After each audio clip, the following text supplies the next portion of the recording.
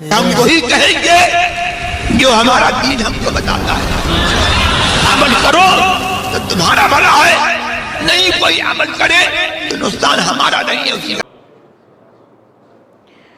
نحمده ونصلي ونسلم على رسوله الكريم اما بعد فاعوذ بالله من الشيطان الرجيم بسم الله الرحمن الرحيم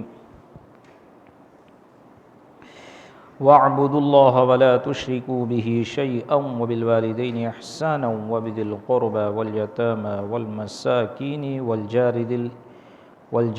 القربى والجار ذي القربى والجار الجنب والصاحب بالجنب وابن السبيل وما ملكت أيمانكم إن الله لا يحب ما كان مختالا فخورا صدق الله العلي العظيم وصدق رسوله النبي الأمين المتين الكريم ونحن على ذلك لمن الشاهدين والشاكرين والحمد لله رب العالمين رب اشرح لي صدري ويسر لي امري واحلل عقدة من لساني يفقهوا قولي ان الله وملائكته يصلون على النبي يا ايها الذين امنوا صلوا عليه وسلموا تسليما اللهم صل على سيدنا ومولانا محمد معدن الجود والكرم وآله وبارك وسلم صلاة وسلاما عليك يا رسول الله صلاة وسلاما عليك يا حبيب الله صلى الله تعالى عليك وبارك وسلم تسليما دائما ابدا۔ عزیزان ملت اسلامیہ، رفیقان گرامی، گزشتہ ہفتہ آپ نے پڑوسیوں کے حقوق سے متعلق آیت کریمہ، اس کا ترجمہ اور 4 سے 5 احادیث کریمہ، اور اس میں جو صاحب کتاب نے آخر میں سب سے بڑی حدیث ذکر کی ہے جو پڑوسی کے حقوق سے متعلق ہے، وہ بھی گزشتہ ہفتہ آپ نے سماعت فرمائی۔ اگر کوئی نہ سن سکا ہو تو یوٹیوب پر جا کر وہاں سے درس سن سکتا ہے۔ اب بیچ کی جو احادیث بچی رہ گئی تھی، انشاءاللہ آج اس کو مکمل کرنے کی کوشش کی جائے گی، اور وقت رہا تو اسی کے ساتھ ساتھ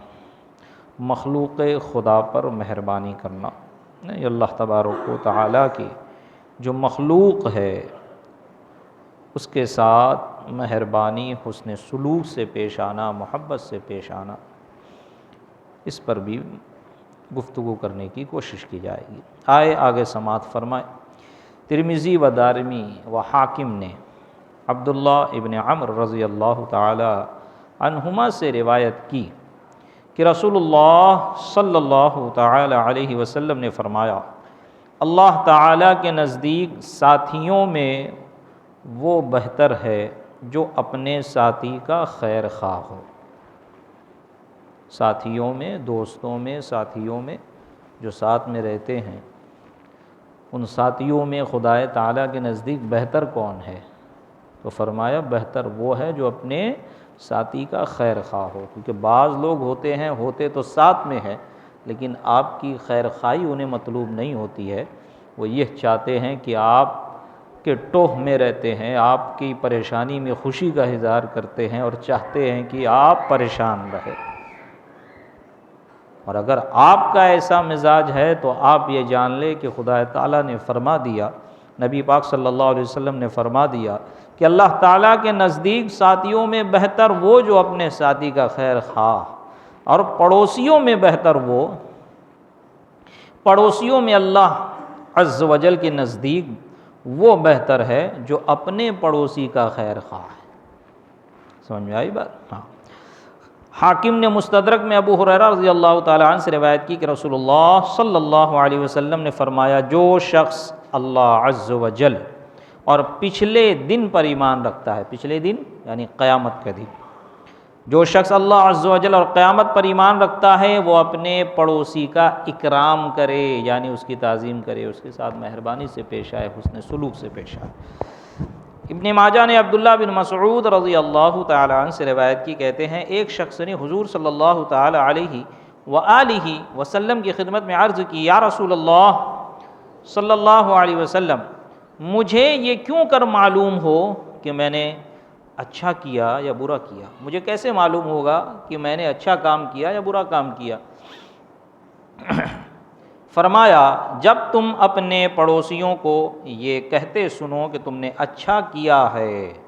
تو بے شک تم نے اچھا کیا، اور جب یہ کہتے سنو کہ تم نے برا کیا تو بے شک تم نے برا کیا۔ اب یہ اس سے ایک بات سمجھ میں آئی کہ پڑوسی کے ساتھ جیسا سلوک کیا جائے گا، اگر اچھا سلوک کیا جا رہا ہے تو بندہ اچھا ہے، برا سلوک کیا جا رہا ہے تو بندہ برا ہے۔ اب معاشرے کی بات ہے تو ایک بات یہ بھی ذہن میں رکھے کہ نبی پاک صلی اللہ علیہ وسلم نے فرمایا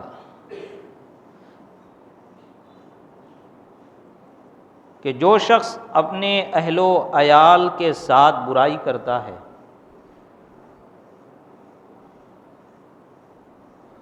اور باہر والوں کے ساتھ اگرچہ وہ اچھے سے پیش آتا ہو، لیکن اپنی بیوی اور اپنے بچوں کے ساتھ وہ برائی سے پیش آتا ہے، تو جو مزاج اس کا گھر میں ہے وہی مزاج اس کا باہر ہوگا، اور وہی اسی مزاج کے لحاظ سے اس کو اللہ کے نزدیک گردانا جائے گا کہ اگر وہ اپنے اہل و عیال کے ساتھ بھلائی کے ساتھ پیش آ رہا ہے تو بندہ اچھا ہے، بہتر ہے۔ اگر اپنے اہل و عیال کے ساتھ بھلائی کے ساتھ پیش نہیں آتا، بیوی پہ ظلم و زیادتی کرتا ہے، بیوی کے ساتھ حسن سلوک یہ نہیں ہے کہ بیوی کی ہر جائز خواہش پوری کی جائے، اس کے نان و نفقہ کا خیال رکھا جائے، اس کی پریشانیوں کا خیال رکھا جائے، فقط یہ حسن سلوک نہیں ہے، بلکہ اس کی طرف سے جو بد زبانی بد کلامی ہو رہی ہے، طنز اور طعنہ مل رہا ہے، اس پہ بھی خاموش رہا جائے، صبر رکھا جائے، یہ بیوی کے ساتھ اصل حسن سلوک ہے، کیونکہ آپ کو مرد بنایا گیا، آپ کو حاکم بنایا گیا، الرجال قوامون علی النساء، ہے نا، مرد حاکم ہیں عورتوں پر، تو آپ کو برداشت کرنا ہے۔ اس کے بارے میں تو نبی پاک صلی اللہ علیہ وسلم نے صاف فرما دیا بخاری میں، یکفرن العشیرہ، صحابہ نے عرض کی یا رسول اللہ کیا وہ اللہ کے ساتھ کفر کرتی ہیں عورتیں، نافرمانی کرتی ہیں؟ بولے نہ، وہ اپنے شوہروں کی نافرمانی کرنے کی وجہ سے جہنم میں جائیں گی۔ اور آگے آپ نے ارشاد فرمایا کہ اگر تو اس کے ساتھ ایک لمبے زمانے تک بھلائی کر، اپنی بیوی کے ساتھ ایک لمبے زمانے تک بھلائی کر، اور کچھ ذرا سا اس کے مزاج کے خلاف ہو گیا، یا آپ نے اس پہ ہزاروں لاکھوں خرچہ کیا اور بھولے سے کبھی ایک اوڑھنی نہیں دلا پائے، تو نبی پاک صلی اللہ علیہ وسلم نے فرمایا کہ اگر تو اس کے ساتھ ایک لمبے زمانے تک بھلائی کر اور پھر اس کے بعد تجھ میں کچھ دیکھے وہ، تو وہ کہے گی کہ میں نے تجھ سے کبھی بھلائی پائی نہیں۔ آج بتائیں ہر گھر کا یہ حال ہے یا نہیں؟ ہر بیوی کا یہ حال ہے یا نہیں؟ تو جب قرآن و حدیث نے ہمیں سمجھا دیا، بتا دیا، تو بیوی کے ساتھ حسن سلوک یہ نہیں کہ فقط اس کا خیال رکھا جائے، بیوی کے ساتھ حسن سلوک یہ بھی ہے کہ اس کی باتیں برداشت کی جائے۔ بڑے بڑے اولیاء اللہ حضرت خواجہ بایزید بستامی کے بارے میں میں نے ایک بہت ہی معتبر ایک عالم سے سنا، اور ایک دوسرے بزرگ کے بارے میں نے پڑھا، ان کا نام ذہن میں نہیں ہے، کہ ان کو ولایت صرف ان کی زوجہ کی بدزبانی پر برداشت اور صبر کرنے کی وجہ سے عطا ہو گئی، کہ ان کو ڈھونڈتے ڈھونڈتے ایک شخص آیا خواجہ بایزید بستامی علیہ رحمہ کو، اور گھر پر پہنچا، دستک دی، اندر سے ان کی اہلیہ نے کہا کیا بات ہے؟ بولے یہاں بایزید بستامی ادھر ہی رہتے؟ کہاں ادھر ہی رہتے ہیں؟ بولے کہاں ہے؟ بولے ہوں گے باہر، ابھی گھر پہ موجود نہیں۔ آپ کون؟ بولے میں فلاں علاقے سے اتنی دور سے چل کے حضرت سے ملنے آیا ہوں۔ بولے اچھا، اس کھڑوس سے اتنی دور سے ملنے آ گئے آپ، کیا بات ہے، کون ہے؟ بولے ارے آپ ایسی بات کر رہی ہیں، وہ اتنے برگزیدہ بندے، اتنے بڑے عالم اللہ والے، بولے ارے کسی نے تم کو غلط پٹی پڑھائی ہے، وہ اللہ والا ہے، میں بیوی ہوں نا، میں جانتی ہوں۔ اچھا بتاؤ کہاں ہے وہ؟ تو بتایا فلاں فلاں جگہ جاؤ۔ اب آئے دیکھے حضرت بیٹھے ہوئے ہیں، حضرت سے ملاقات کی اور کہا حضور وہ گھر میں جو عورت ہے آپ کی اہلیہ؟ بولے ہاں ہاں، اسی کو برداشت کرنے کی وجہ سے اللہ نے یہ مقام عطا فرمایا۔ سمجھ آئی بات؟ ہاں، تو بیویوں کی ذرا گفتگو، ان کے نخرے، ان کی باتیں برداشت کرنے کا مادہ پیدا کرے۔ جو اپنے اہل و عیال کے ساتھ جس سلوک کے ساتھ رہتا ہے، اگر وہ ان کے ساتھ بہتر ہے تو تمہارے معاشرے کا سب سے بہتر شخص ہے، اور اگر اپنے اہل و عیال کے ساتھ، اپنے اہل کے ساتھ، اپنی بیوی کے ساتھ اگر وہ بہتر نہیں رہتا تو معاشرے کا سب سے خراب شخص ہے، چاہے وہ مسجد کا امام ہو، چاہے وہ معاشرے میں حاجی صاحب، سیٹھ صاحب، چاہے جو بن کے پھرتا ہو۔ بہت ایسے آپ کو نیم ملا خطرے ایمان مل جائیں گے جو مسجد کے بڑے عبادت گزار بنتے ہیں، گھر کے حالات دیکھ لوں الٹ نکلے گئے۔ اچھا ہے بندہ برا ہے، گھر کے حالات سے معلوم ہو جائے گا۔ جس کے گھر کے حالات، جو اپنی اہل کے ساتھ، اپنے اہل کے ساتھ جس کا رویہ غلط ہے، ظلم و زیادتی کر رہا ہے، قوت برداشت اور برداشت کا مادہ، ہاں بعض اوقات جذبات میں آ جاتا ہے بندہ، لیکن اس کو پھر احساس بھی ہوتا ہے کہ میں غلط ہوں۔ سمجھ میں آئی بات؟ تو یہ تو اس سے بڑا عقل مند کون جسے اپنی غلطی کا احساس ہو جائے، جسے اپنی غلطی کا احساس ہو جائے۔ تو یہ بات یہاں پر آئی تو میرے ذہن میں بات یہ ہمیشہ رہتی ہے، اور ہمیشہ اکثر لوگ کو بتاتا ہوں کیونکہ میرے پاس ایسے مسائل آتے رہتے ہیں۔ تو پڑوسی ہی خلی نہیں کہ پڑوسی بتائے، میں کہنا اصل یہ چاہ رہا ہوں کہ یہ حدیث اگر ہے تو وہ حدیث بھی ذہن میں رکھیں کہ پڑوسی اگر تجھے اچھا کہہ رہا ہے تو اچھا، پڑوسی اگر برا کہہ رہا ہے تو برا، یعنی ان کے ساتھ جیسا آپ کا رویہ رہا۔ یہ نہیں کہ آپ حق پر ہیں، پڑوسی برا کہہ رہے ہیں تو وہ بات نہیں ہو رہی ہے۔ آپ کا جس طرح کا رویہ ان کے ساتھ ہے، آپ کا معاملات ان کے ساتھ کیا ہے، اس کے مطابق بات ہو رہی ہے۔ آپ اگر حق پر ہیں، وہ غلط ہے تو آپ ہی حق پر ہیں، لیکن آپ اگر اس کے ساتھ اکرام نہیں کرتے، احسان نہیں کرتے، حسن اخلاق سے پیش نہیں آتے، یہاں حسن اخلاق کی بات ہو رہی ہے نا، سلوک کی بات ہو رہی ہے، حقوق کی بات ہو رہی ہے۔ حقوق تم ادا نہیں کر رہے ہو تو برے ہو، حقوق ادا کر رہے ہو تو تم اچھے ہو۔ تو وہی حقوق تو گھر میں بھی ادا کرنا ہے۔ بیوی ہی پہ خالی خدمت لازم نہیں ہے، آپ پر بھی بڑی بڑی ذمہ داری اس کے لیے ہے، اور حسن سلوک میں یہ اپنے دل و دماغ میں بیٹھا لو کہ حسن سلوک میں ہے۔ حضرت امام غزالی نے احیاء العلوم میں فرمایا کہ بیوی کے ساتھ حسن سلوک فقط یہ نہیں کہ اس کا خیال رکھا جائے، یہ بھی ہے کہ اس کی باتیں برداشت کی جائے، اور جو اپنے اہل و عیال کے ساتھ غلط طریقے سے پیش آتا ہے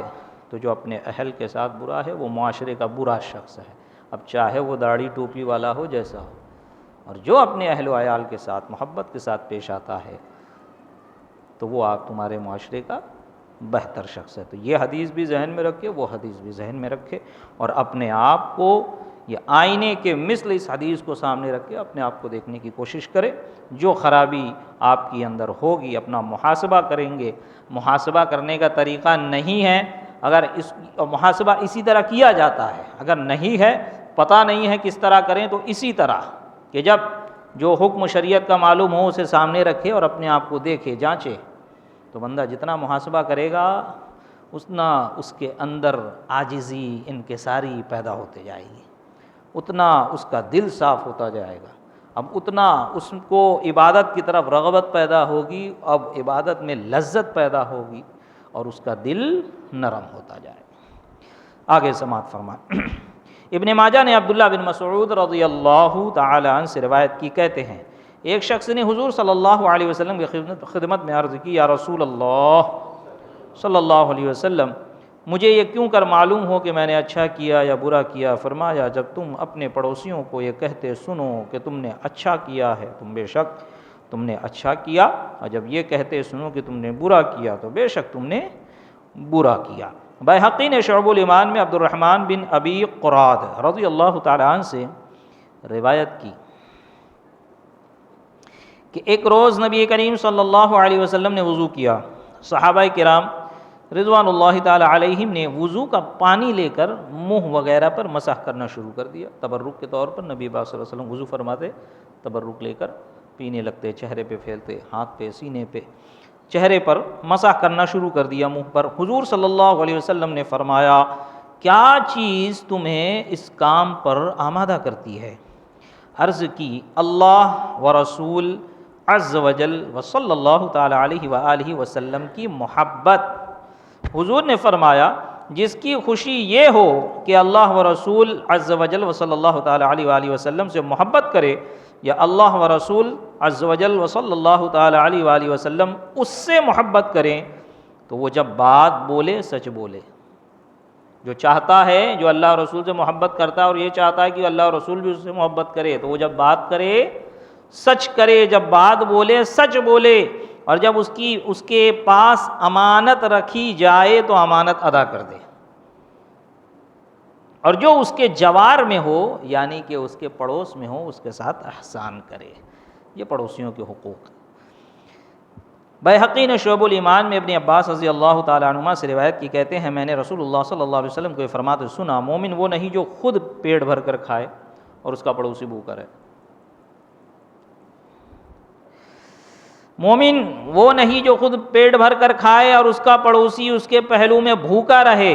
یعنی وہ شخص مومن کامل نہیں۔ میں آئی بات، وہ شخص مومن کامل نہیں، ایمان والا تو ہے لیکن کامل ایمان نہیں رکھتا۔ طبرانی نے جابر رضی اللہ تعالیٰ عنہ سے روایت کی کہ حضور صلی اللہ علیہ وسلم نے فرمایا جب کوئی شخص ہانڈی پکائے یعنی کھانا پکائے، ہانڈی پکائے تو شوربہ زیادہ کرے اور پڑوسی کو بھی اس میں سے کچھ دے دے۔ اگر آپ کو یاد نہ ہو تو ہمارے بزرگ جانتے ہوں گے کہ پہلے ہمارے گھروں میں کچھ بنا کرتا تھا تو پڑوسی میں ایک پیالی چھوٹی سی ضرور جاتی، اور اگر دسترخوان بھی وسیع ہوتا، دل بھی وسیع ہوتا، تو پڑوسی جتنے قریب والے ہوتے اور جو قریبی پڑوسی ہوتے رہنے کے لحاظ سے، ان کے اس ہر گھر میں یا اس ہر محلے کے اس محلے کے ہر گھر میں کچھ نہ کچھ تھوڑا موڑا بھیجا جاتا۔ اب یہ سب چیزیں ہمارے معاشرے سے مفقود ہوتی جا رہی، کیونکہ ہم پڑوس میں نہیں رہتے، اب ہم فلیٹ میں رہتے ہیں۔ جب سے فلیٹ اور بلڈنگ آئی ہے تب سے پڑوسی ختم ہو گیا، بازو والے کا نام تک کے نہیں پتہ ہوتا کہ کون رہتا ہے۔ ہائی سوسائٹی کا یہی حال ہے، آپ دیکھ لیجئے، ممبئی میں رہتے ہیں آپ کی وکرولی میں ہائی سوسائٹی مل جائے گی۔ ارے وکرولی والوں کو چھوڑو، 4 نمبر والوں سے 4 نمبر والوں کے بارے میں پوچھ لیا جائے تو ان کو نہیں معلوم ہوتا صحیح طریقے سے۔ میں نہیں کہتا کہ ان کی غلطی ہے، ہو سکتا ہے نئے نئے آئے ہوں، ابھی سال 2 سال 5 سال ہوا، سب کو نہیں جانتے ہو، اور ممبئی مارکیٹ ایریا ہے، لوگ یہاں ذہن بنا کے آتے ہیں کہ بزنس کرنے آیا ہوں، کمانے آیا ہوں، حالانکہ بوڑھے ہو جاتے ہیں ادھر۔ لیکن وہ ایک چیز جو لے کر آئے تھے نا، وہ بڑھاپے تک نہیں جاتی ہے۔ آپ دیکھیں یہ حال ہر اس شہر اور ہر اس کنٹری کا ہے جہاں پر بندہ اس نیت سے ہجرت کرتا ہے۔ اسی لیے نبی پاک صلی اللہ علیہ وسلم نے فرمایا کہ جو جس نیت سے ہجرت کرے گا اس نے اسی طرف ہجرت کی، جس نیت سے اس نے ہجرت کی اس کی ہجرت اسی طرف ہوئی۔ اس نے اللہ و رسول کی طرف کی نیت سے، اللہ و رسول کی رضا کے لیے ہجرت کی تو اس کی ہجرت بھی اللہ و رسول کی طرف ہوئی۔ اگر وہ پیسہ کمانے کے لیے یا تجارت کے لیے یا بیوی کے لیے یا شادی کرنے کے لیے ہجرت کی تو اس کی ہجرت اسی طرف اور اسی لیے ہوئی جس نیت سے اس نے ہجرت کی۔ تو شاید یہ وجہ ہوتی ہو کہ لوگ یہاں پر یا جس بھی شہر اور کنٹری میں جاتے ہیں، میرا خود کا بھی مشاہدہ ہے اور آپ کا خود کا بھی تجربہ ہوگا کہ بندے کے ذہن سے یہ چیز نہیں نکل پاتی، وہ تو اپنا وطن اصلی اسے ہی سمجھ رہا ہے ابھی تک، میں تو وہاں کا رہنے والا، میں تو یہاں کمانے آیا، میں تو وہاں کا رہنے والا، ہمیں کیا پتہ۔ گاؤں والوں کی ساری خبر ہے، اپنے پڑوس کی خبر نہیں۔ دیکھ لیجئے یہ حال ہے، تو لہذا ایسا نہ کرے، خود کو سدھارنے کی کوشش کرے، اپنے حقوق کو جاننے کی کوشش کرے، اپنے فرائض ادا کرنے کی کوشش کرے۔ اللہ تبارک و تعالی ہم سب کو اپنے اپنے حقوق ادا کرنے کی توفیق رفیق عطا فرمائے۔ دالمی نے حضرت عائشہ رضی اللہ تعالیٰ عنہ سے روایت کی کہ حضور صلی اللہ علیہ وسلم نے فرمایا، اے عائشہ، پڑوسی کا بچہ آ جائے تو اس کے ہاتھ میں کچھ رکھ دو کہ اس سے محبت بڑھے گی۔ صحیح بخاری و مسلم میں ابو ہریرہ رضی اللہ تعالیٰ عنہ سے مروی کہ رسول اللہ صلی اللہ علیہ وسلم نے فرمایا کہ پڑوسی تمہاری دیوار پر کڑیاں رکھنا چاہے تو اسے منع نہ کرو۔ یہ حکم ہے دیانتاً، تقوی پرہیزگاری، ٹھیک ہے لگانا ہے کچھ لگا لو، لیکن قضاءً آپ کو اختیار ہے۔ اگر آپ کا نقصان ہے یا آپ چاہیں کہ نہیں یہ میری دیوار ہے میں لگانے نہیں دوں گا تو آپ کہہ سکتے ہیں، لیکن تقوی پرہیزگاری محبت بھائی چارہ یہ ہے کہ اس کو لگانے دے دو۔ ہاں لیکن اس کا بھی خیال رکھے فی زمانے نا کہ ایسے بھی واقعات دیکھنے میں ملتے ہیں کہ پڑوسی اپنی دیوار اٹھا رہا ہے اور یہ اچھی نیت اور بھائی چارے کو اختیار کرتے ہوئے کچھ نہیں بولتا، بھائی چلو ضرورت ہے فیملی بڑھ رہی ہے، کھڑا کر دیا، جب اس کی باری آتی ہے تو کھڑا کرنے نہیں دیتا ہو۔ تو لہٰذا بھائی چارہ بھی کرے اور عقل مندی اور حکمت عملی کو بھی بروئے کار لائے اور اچھے سے بات چیت کر کے اس کے بعد، اسی لیے حضرت نے بریکٹ میں آگے فرما دیا کہ یہ حکم دیانتاً ہے، یعنی تقوی پرہیزگاری اور دینداری ہے، قضاءً اس کو اختیار ہے، چاہے تو روک سکتا ہے۔ امام احمد و بیہقی نے دیکھیں کیا ہے، دیوار ہے اس پہ کڑی لگانے کی اجازت ہے یا نہیں، اسلام یہ تک کہ آپ کو سکھا رہا ہے۔ چھوٹی بات ہے نا، یہ چاہے تو اگر یہ نہ بھی سکھائی جاتی بات تو کوئی کہہ سکتا رہے کیا ہو گیا، وہ تو عرف پہ ہے اور جیسا زمانہ ہے جیسا ماحول ہے اس پہ دیکھ لیا جائے گا، لیکن اسلام نے پڑوسی کا اتنا حق رکھا اور اسلام نے اپنے ماننے والے کو یہاں بھی تنہا نہیں چھوڑا۔ یہ سوال لے کے جائیں دوسرے مذاہب کے گرو گھنٹالوں کے پاس اور پوچھے کہ آپ کا مذہب اس کے بارے میں کیا کہتا ہے کوئی وضاحت، ہے کوئی اس طرح کا حکم آپ کے مذہب میں؟ اور پھر اس کے بعد لے کے آئے اسلام کے ماننے والے کے پاس، عالم اور مفتی کے پاس۔ نہیں علم ہوگا تو وہ دیکھ کے جواب دے دے گا، کیونکہ اسے پتہ ہے کہ اسلام نے کہیں ہمیں بے سہارا نہیں چھوڑا، پیدا ہونے سے لے کر، بلکہ ماں کے پیٹ میں اگر بچہ ہے تو بھی اس کے لیے اسلام نے انتظام کر دیا۔ اگر وہ ماں کے پیٹ میں ہے اور انتقال ہو گیا باپ کا تو ایسا نہیں ہے کہ وہ ماں کے پیٹ میں ہے اس کو جائیداد نہیں ملے گی، نہ، بلکہ فرض کر کے روکا جائے گا۔ لڑکی ہے کہ لڑکا ہے کیا پتہ کیا ہے، لڑکی ہوگی تو اس کے حساب سے حصہ، لڑکا ہوگا تو اس کے حساب سے سب، وہ تک کہ اسلام نے بتایا اور اتنا حقوق کا خیال رکھا۔ مسئلہ یہ ہے کہ ہم ہی نہیں سیکھتے اور ہم کبھی اپنے اندر اسلامی تعلیمات کو داخل کرنے کی کوشش نہیں کرتے، اس لیے ہمارے اعضاء و جوارح سے، ہمارے فعل اور ایکشن سے کبھی دینی تعلیم کا مظاہرہ بھی نہیں ہوتا۔ اللہ تعالیٰ توفیق رفیق عطا فرمائے۔ اب دیکھیں یہ کہ پڑوسی کا بچہ اگر آ جائے تو اس کے گھر میں اس کے ہاتھ میں کچھ رکھ دیں، بتائیں پہلے یہ ہمارے یہاں ایسا ہوتا تھا یا نہیں؟ اگر پڑوسی سے دشمنی بھی ہے تو بچہ آتا تھا تو اس پہ غصہ نہیں نکالا جاتا تھا، یہ تک کہ خیال کیا جاتا تھا۔ اسی لیے میں بارہا کہتا ہوں کہ ہمارے گھر کے بڑے بوڑھے، بڑی بوڑھیاں، بہت سی ایسی باتیں اور ان کے اقوال اور ان کی حکمت ہوتی ہے کہ انہیں پتہ نہیں ہوتا کہ یہ قرآن و حدیث کا حکم ہے، اور ان کے بڑوں سے چلا آ رہا ہوتا ہے، وہ اس پر عمل کر رہے ہوتے ہیں، اس پر عمل کر رہے ہوتے ہیں۔ اب یہی دیکھو، ہو سکتا ہے آپ لوگوں کو بھی پتہ نہ ہو، پہلی مرتبہ یہ حدیث سن رہے ہو آپ، لیکن یہ کام، یہ عمل ہمارے گھروں میں ایک زمانے تک ہوا ہے۔ تو کیسے ہوا؟ کوئی نہ کوئی اثر کسی بزرگ کی، کسی اولاد، اوپر کے جو دادا یا پردادا ہوں گے، آباء و اجداد میں سے کسی کے اندر دینی حمیت اور غیرت ہوگی، تو وہ بہت سی چیزیں جو خاندان اور گھر کے چلی آتی ہے تو کہتے بھائی ہمارے گھر میں ایسا ہوتا ہے، ہمارے خاندان میں ایسا، شریعت اس کی مخالفت بھی نہیں کرتی، شریعت کے مخالف بھی نہیں ہوتی، اور وہ چیز باقی رکھی جاتی ہے۔ بہت سی چیزیں ایسی ہوتی ہے کہ شریعت نے اس کا حکم دیا ہے، لیکن فلاں گھر میں وہ چیز ہو رہی ہے، انہیں خود بھی نہیں معلوم ہوتا کہ ہم شریعت کے مطابق کر رہے ہیں۔ وجہ کیا؟ کہ اوپر کے کسی بزرگ نے نصیحت کی، تربیت کی، وہ چیز باقی رہ گئی۔ اسی لیے کہتے ہیں کہ ہر بچے کی تربیت کی جائے، کیونکہ بچپن کی عادت 55 تک جاتی ہے۔ تو جب بچپن میں تربیت کی جائے گی اور بچوں کے سامنے جیسے رویے اور کام کیے جائیں گے، بچوں کے ذہن میں نقش ہو جائیں گے، جب وہ بڑے ہوں گے اور جب ویسا معاملہ ان کے سامنے پیش آئے گا تو اسی طرح اور وہی رویہ اور وہی معاملہ اختیار کریں گے جو انہوں نے اپنے بڑوں کو کرتے دیکھا تھا۔ لہٰذا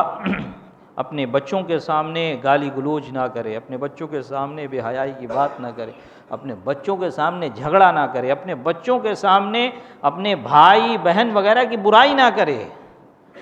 آپ ان کو غیر شعوری طور پر ان کا دشمن بنا رہے ہوتے ہیں۔ یہ خاص کر اپنی گھر کی عورتوں کو سمجھائے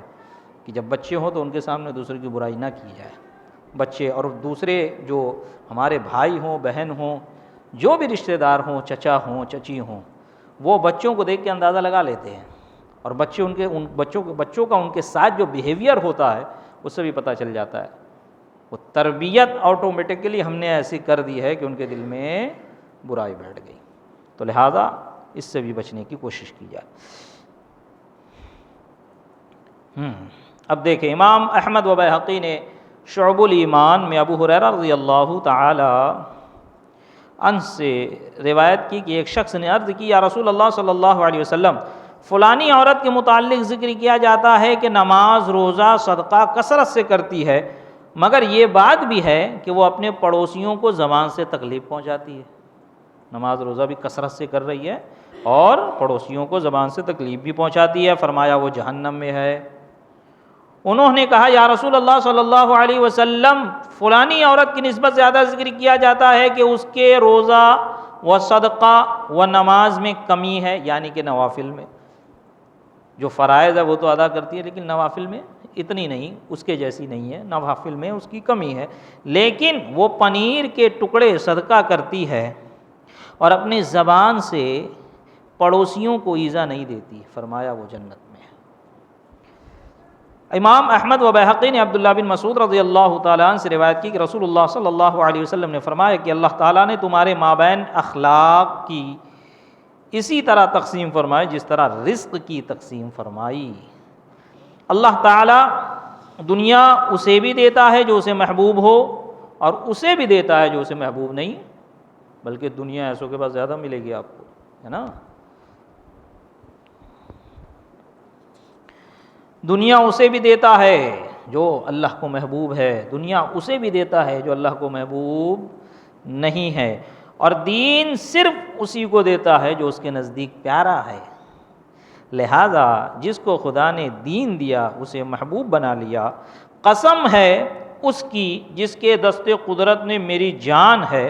بندہ مسلمان نہیں ہو سکتا جب تک اس کا دل اور زبان مسلمان نہ ہو، یعنی جب تک دل میں تصدیق اور زبان سے اقرار باللسان و تصدیق بالقلب،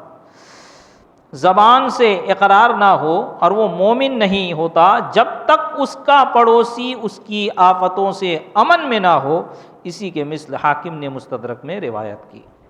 یعنی کہ وہ مومن کامل نہیں ہوتا جب تک کہ اس کا پڑوسی اس کی آفتوں سے امن میں ہو۔ ہمارے بزرگوں کے واقعات پڑھے جائیں تو ملتا ہے کہ بعضوں کے پڑوسی بڑے نالائق قسم کے، طرح طرح کی انہیں اذیتیں دیتے، تکلیف کرتے ہیں، کسی نہ کسی طرح پریشان کرتے، لیکن وہ برداشت کرتے، وہ صبر کرتے، وہ برائی کا بدلہ برائی سے نہیں دیتے،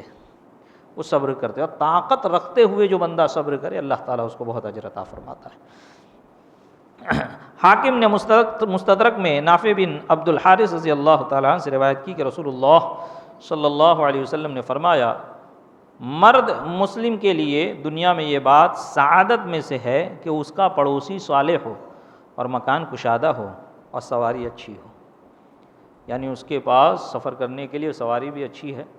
مکان بھی کشادہ ہے، اور اس کے پڑوسی بھی بڑے اچھے ہیں، تو بڑی سعادت کی بات ہے، بڑی سعادت کی بات ہے کہ یہی اس کی مثال موٹی آپ یہ لے لیجئے کہ بندے کے پاس لاکھوں روپیہ ہے لیکن وہ پریشان ہے، اور ایک بندہ ہے ہزاروں کماتا ہے لیکن خوش ہے، کوئی تکلیف نہیں، اور بڑی آسانی سے زندگی گزر رہی ہے، کم خرچ میں گزارا ہو جاتا ہے، بیوی بھی اچھی ملی ہے، بچے بھی فرما بردار ہے، پیسہ کم ہے تو کیا ہوا، فیملی تو اچھی ہے۔ یہ سعادت کی بات ہوتی ہے۔ پیسہ ڈھونڈنے کے چکر میں، پیسہ کمانے کے چکر میں، پیسے کے پیچھے دوڑنے کے چکر میں انسان اپنوں کو کتنے پیچھے چھوڑ دیتا ہے اسے سمجھ میں نہیں آتی، اور اس کی منزل آخر میں قبر ہوتی ہے،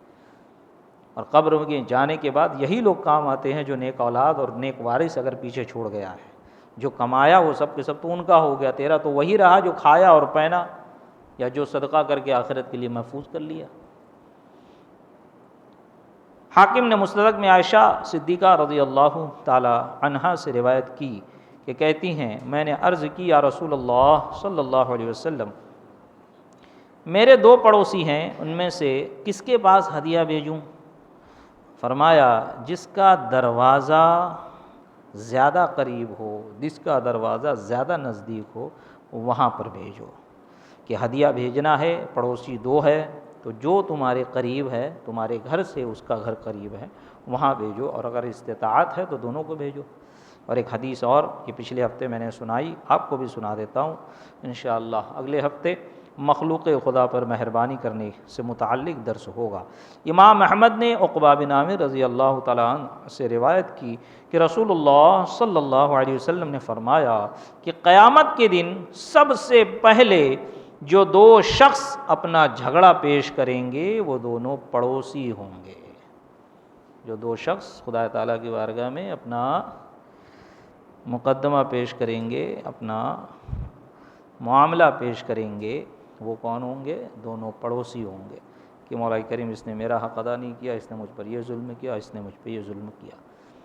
سمجھ میں آئی بات؟ ہاں، تو لہٰذا یہ وہ چیزیں ہیں، یہ ضروری چیز ہے۔ آپ اصلاح معاشرہ پہ پروگرام بہت سنے ہوں گے اور جا کے بہت سن بھی لو یوٹیوب وغیرہ سے۔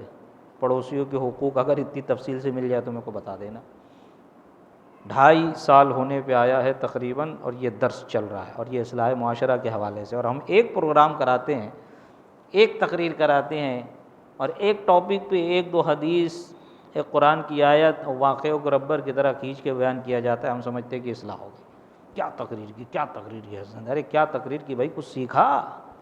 کچھ پتہ چلا، کچھ علم حاصل کیا۔ اس نے تیرے سامنے قرآن اور حدیث رکھ دی کہ یہ میں ایک پہلو تیرے سامنے رکھ رہا ہوں، باقی خود تعلیم حاصل کر۔ کیوں؟ اس لیے کہ یہ وہی علم ہے جس کے بارے میں فرمایا گیا طلب العلم فریضۃ علی کل مسلم و مسلمہ، کہ ہر مسلمان مرد اور عورت پر علم حاصل کرنا فرض ہے۔ تو وہ کون سا علم ہے؟ مدرسہ جانا سب پہ فرض ہے کہ جا کے 9 سال کا کورس کرے۔ ارے بھائی اتنا علم کہ جس سے تیری عبادت صحیح ہو جائے، تیرا عقیدہ صحیح ہو جائے، تیرے معاملات صحیح ہو جائے، جو بزنس کر رہا ہے وہ بزنس کے تمام معاملات حلال و حرام کی پہچان ہو جائے، حقوق کی پہچان ہو جائے، تو یہ ان حقوق العباد میں سے ایک حق ہے پڑوسی کا، جس سے متعلق کل بروز قیامت سوال ہونا ہے۔ سمجھ میں آئی بات؟ تو یہ فرض ہے، تو لہٰذا اس کو پڑھنے کی بھی کوشش کرے، سیکھنے کی بھی کوشش کرے، اور ساتھ ہی ساتھ عمل کرنے کی توفیق بھی خدا تعالیٰ سے مانگے۔ اللہ تبارک و تعالیٰ کی بارگاہ میں دعا ہے مولا کریم ہم تمام کو پڑوسیوں کے حقوق صحیح طور پر ادا کرنے کی توفیق رفیق عطا فرمائے۔ مولا کریم ہم سب کے ایمان کی حفاظت فرمائے۔ مولا کریم ہم سب کا خاتمہ بالخیر فرمائے۔ مولا کریم ہماری اس درس کی محفل کو اپنی بارگاہ ہمیں قبولیت کا درجہ عطا فرمائے۔ ہماری اس درس کی محفل کو ہم سب کے لیے کل بروز قیامت ذریعہ نجات بنائے۔ مولا کریم یہاں پر جو کچھ درس ہوا اسے یاد رکھنے، اس پر عمل کرنے، اس کو دوسروں تک پہنچانے کی توفیق رفیق عطا فرمائے۔ مولا کریم کہنے سننے میں کسی قسم کی کوئی خامی، کوئی غلطی، قصداً و سہواً کچھ غلط بیانی یا بے ادبی ہو گئی ہو تو اسے اپنے فضل سے معاف فرمائے۔ استغفر اللہ، استغفر اللہ،